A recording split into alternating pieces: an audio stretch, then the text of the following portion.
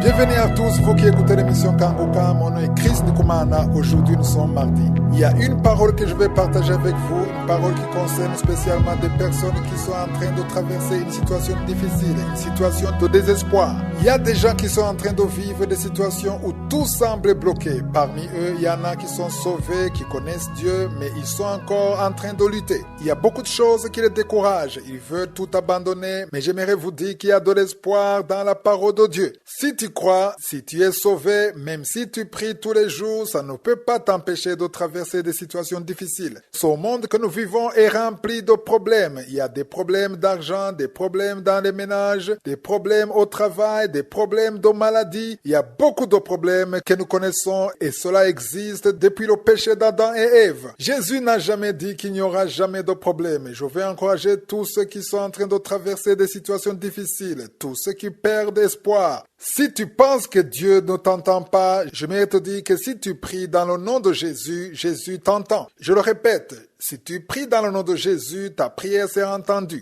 Tu te dis peut-être que Dieu ne t'entend pas parce que tu ne vois rien devant toi. Tu te dis que ta prière n'arrive nulle part parce que tu ne reçois même pas de vision, pas de prophétie, tu ne reçois rien au lieu que la situation s'améliore et s'empire du jour au jour. Satan va en profiter pour te dire que Dieu ne t'aime pas. Il faut que tu saches que c'est un mensonge. Je t'encourage beaucoup, aussi longtemps que tu auras la foi, aussi longtemps que tu garderas tes yeux sur je suis, il y aura toujours de l'espoir. La seule chose qui pourra t'empêcher d'avancer, qui te bloquera au point où tu ne pourras pas avancer, ce sont tes propres paroles, les mauvaises paroles que tu peux prononcer, les paroles de lamentation. Je veux t'encourager, ne te lamente plus, ne désespère plus, ne dis plus que Dieu t'a abandonné car c'est le mensonge de Satan. Jésus t'aime sans considérer qui tu es. Je suis entend toute personne qui l'appelle. Je veux t'encourager, toi qui as des problèmes, toi qui as l'impression que tout est fini pour toi. Il y a une parole que Jésus a dite dans Jean chapitre 16 verset 33. Il a dit, je vous ai dit ces choses afin que vous ayez la paix en moi. Vous aurez des tribulations dans le monde, mais prenez courage, j'ai vaincu le monde. Ne te décourage plus, c'est ce que Jésus te dit. Ne perds plus espoir. Jésus dit qu'il a vaincu le monde. Qu'est-ce que ça veut dire? Ça veut dire que quel que soit le problème que tu connais en ce moment, il y en a qui traversent une situation difficile dans leur mariage. Il y a des femmes qui ont des maris alcooliques, d'autres ont des maris adultères, d'autres ont des femmes difficiles à gérer. Peu importe le problème que tu as, Jésus dit qu'il a vaincu ce monde. Si tu as un enfant malade, sache que Jésus a vaincu ce problème. Si tu as une maladie incurable, sache que Jésus a vaincu cette maladie. Peu importe le problème que tu as, Jésus a déjà tout vaincu. Il y a des personnes qui ont des malédictions dans leur famille, mais Jésus dit qu'il a tout vaincu. C'est pourquoi tu dois t'appuyer sur cette parole. Jean chapitre 16, verset 33. Jésus ne ment pas. S'il a dit qu'il a vaincu le monde, ça veut dire qu'il a aussi vaincu ton problème. Tu n'as peut-être pas encore eu d'enfant, tu n'as pas de travail, tu n'arrives pas à te marier, tu n'arrives pas à obtenir la guérison, tu es lié par le péché, tu veux quitter cette vie, mais tu n'y arrives pas. Parle de ton problème à Dieu, mets-toi à genoux devant lui et montre à Jésus ton problème. Dis à Jésus, Seigneur Jésus,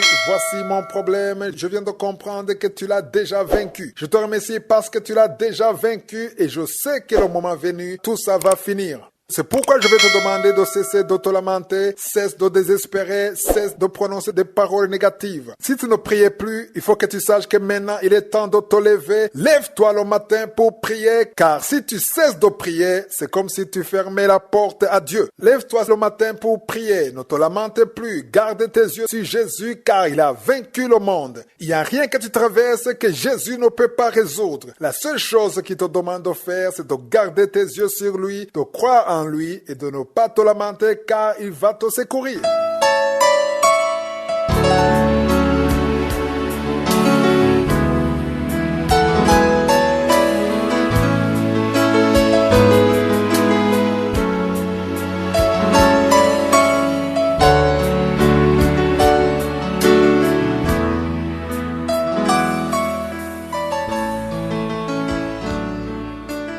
Nous sommes dans la deuxième partie.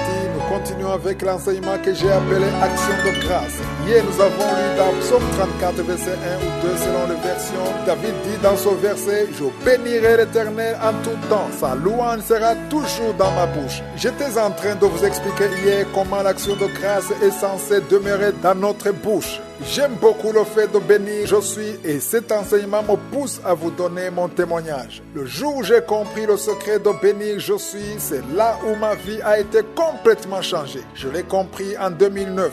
Avant que je comprenne cela, je priais, je rendais grâce à Dieu et en même temps je me lamentais. C'était toujours comme ça, l'action de grâce et la lamentation tous les jours. Mais je me suis rendu compte après que c'est moi-même qui avais bloqué certaines choses dans ma vie, car dans ma bouche, il y avait l'action de grâce et la lamentation en même temps. J'ai compris en 2009 que dans mon cœur et dans ma bouche, il doit uniquement y avoir l'action de grâce en tout temps, que ce soit dans les bons ou les mauvais moments. J'ai compris que chaque fois que je loue Dieu, je le bénis. Ça m'a donné une joie immense et ça a changé ma vie. J'ai changé ma façon de voir les choses et j'ai compris que c'est plutôt un honneur que je suis me fait de le bénir. Imagine-toi quelqu'un que tu considères comme important, une personne très riche, tout le monde cherche à ce qu'elle aide et cette personne vient de te dire qu'il y a une chose que tu peux faire pour elle, une chose qui peut lui faire plaisir. Je pense que cela t'encouragerait et ça te motiverait, ça te donnerait de la force. Tu te sentirais honoré. Bénir je suis est un honneur et surtout c'est un privilège, il faut le comprendre. Lorsque je me réveille le matin, je me dis que je vais bénir je suis avant de penser aux problèmes, avant de penser à prier pour les fardeaux des autres, avant de me demander comment la journée va se dérouler. Je quitte le lit en pensant que je vais bénir je suis. Étant encore au lit, je suis impatient d'aller bénir je suis. Bénir je suis, c'est un honneur. Je veux que vous changiez comment vous voyez l'action de grâce. Ne dites pas que vous n'avez pas de raison de rendre grâce. Je suis veut entendre les paroles qui sortent de votre bouche. C'est une chose que je vais vous enseigner au cours de cet enseignement. Il faut comprendre que vous n'avez pas à rendre grâce à Dieu seulement parce que vous avez été béni, mais il faut rendre grâce à Dieu pour ce qu'il est. Je vais y revenir. C'est un enseignement pour les personnes matures. Rendre grâce parce qu'on a été béni, tout le monde peut le faire. Même ceux qui ne sont pas sauvés, même ceux qui ne croient pas en Dieu, ils disent que Dieu soit loué quand quelque chose marche bien pour eux, alors qu'ils ne prient même pas. Rendre grâce parce que Dieu t'a donné quelque chose, c'est tout à fait normal et naturel. Et ça devrait être ainsi. Ce qui n'est pas naturel, c'est rendre grâce à Dieu même lorsqu'on n'a rien reçu, même lorsque rien ne marche. Ça veut dire que tu as reçu une autre révélation, tu as atteint un autre niveau. Cet enseignement va t'apprendre à rendre grâce à Dieu, que la situation soit bonne ou pas. Tu vas le faire parce que tu as compris que tu as été créé pour louer Dieu. Je veux qu'on apprenne que nous avons été créés pour bénir je suis, pour le louer. C'est ce que nous ferons au ciel. Si tu es sur le chemin du ciel, sache qu'en ce moment même où je vous parle, les anges sont en train de louer je suis. Ils crient en disant Saint, Saint, Saint,